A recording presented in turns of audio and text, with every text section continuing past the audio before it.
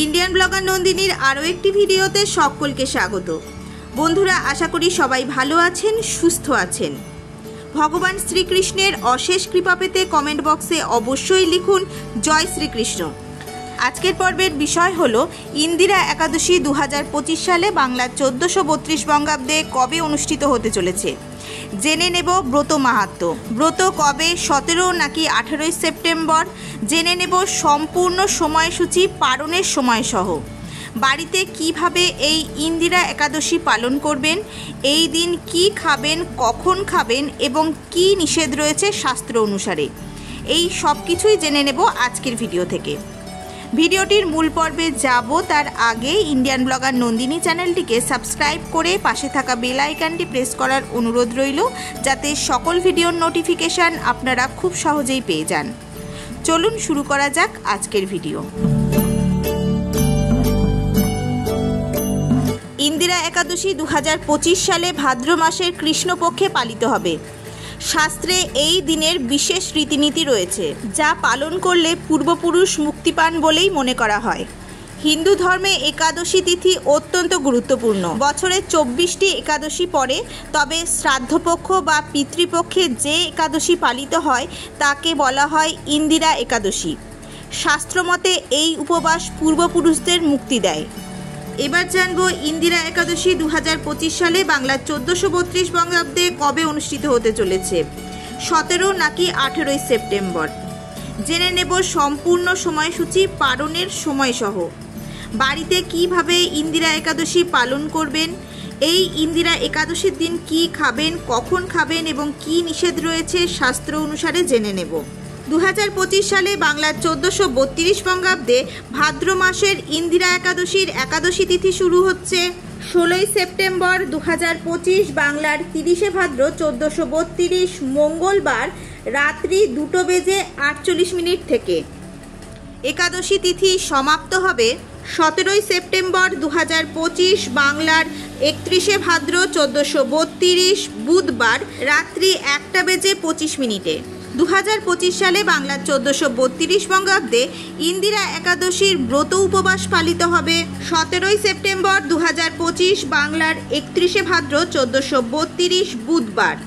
এই বছর ইন্দিরা একাদশীর পালনের সময়সূচি থাকতে চলেছে 18 সেপ্টেম্বর 2025 বাংলার 1 আশ্বিন 1432 বৃহস্পতিবার দিবা 7:10 গতে পূর্বাহ্ন 9:30 মধ্যে ইন্দিরা একাদশীর পালন সম্পন্ন হবে। বাড়িতে কিভাবে এই একাদশী পালন করবেন, এটি মূলত পূর্বপুরুষদের আত্মার শান্তির জন্য এবং পিতৃপুরুষদের আশীর্বাদ লাভের উদ্দেশ্যে করা হয়। এই উপবাস একাদশী তিথি থেকে শুরু হয়ে পরের দিন দ্বাদশী তিথিতে উপবাস ভাঙা হয় পালন প্রক্রিয়া সম্পন্ন করার পর। এই সময় অন্ন গ্রহণ করা শাস্ত্র অনুসারে একেবারেই নিষিদ্ধ। ব্রত পালনের পূর্বে সংকল্প গ্রহণ করা হয় এবং একাদশীর ব্রতের মাহাত্ম্য শ্রবণ এবং পাঠ করা হয়। এই দিন ভগবান বিষ্ণু বা শ্রীকৃষ্ণের মন্ত্র জপ করুন, যেমন ওং নমঃ ভগবতে বাসুদেবায় বা হরে কৃষ্ণ মহামন্ত্র স্তোত্র পাঠ করুন। এই দিন ভক্তি সহকারে প্রার্থনা এবং মন্দির দর্শন করুন। ব্রত শেষে দ্বাদশী তিথিতে সূর্যোদয়ের পর পালন প্রক্রিয়া সম্পন্ন করার পর নির্দিষ্ট সময়ে নির্ধারিত খাবার গ্রহণ করুন। কিছু নির্দিষ্ট নিয়ম রয়েছে শাস্ত্র অনুসারে। যে খাবারগুলি এই সময় পরিহার করবেন সেগুলি হলো শ্রাবণ মাসের শাক, ভাদ্র মাসে দই, আশ্বিন মাসে দুধ এবং কার্তিক মাসে মাসকলাই বর্জন করবেন। ইন্দিরা একাদশীর দিনে ফল, দুধ এবং বাদাম খাওয়া যেতে পারে, তবে ধান, গম ও যব জাতীয় খাদ্য বর্জন করুন। অনেক ভক্ত নির্জলা বা জলহীন উপবাসও পালন করে থাকেন এই দিন। তবে আপনি যদি কোনো কারণবশত নির্জলা উপবাস করতে অক্ষম হন, তাহলে এই খাবারগুলি খেতে পারেন। দুধ বা দুগ্ধজাত খাবারগুলি খেতে পারেন। বাদাম একাদশীর দিনে অনুমোদিত একটি খাবার। বিভিন্ন ধরনের ফল খাওয়া যেতে পারে। দুধ এবং দুগ্ধজাত খাবার খাওয়া যায়। শাকসবজির মধ্যে আলু, মিষ্টি আলু, কুমড়ো, লাউ, শসা, কাঁচা কলা খাওয়া যেতে পারে।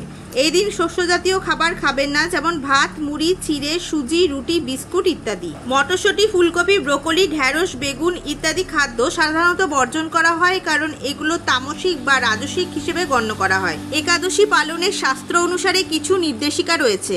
যেমন একাদশীর উপবাসের সময় খাবার গ্রহণ করা থেকে বিরত থাকুন বা হালকা খাবার গ্রহণ করুন। এই উপবাসে লবণ একেবারে বর্জন করুন। যদি সেটা সম্ভব না হয় তাহলে সন্দক লবণ ব্যবহার করুন। এই উপবাসটি মূলত সূর্যোদয় থেকে শুরু হয়ে পরের দিন সূর্যোদয়ের পর পারণ সম্পন্ন হওয়া পর্যন্ত চলে। আজকের ভিডিওটি আপাতত এই পর্যন্তই। যদি ভালো লেগে থাকে তাহলে একটা লাইক করে দেবেন এবং হেল্পফুল বলে মনে হলে নিজেদের ফ্রেন্ডস ফ্যামিলির সাথে শেয়ার করার অনুরোধ রইল। সবাই খুব ভালো থাকবেন, সুস্থ থাকবেন। দেখা হচ্ছে আবার আগামী পর্বে।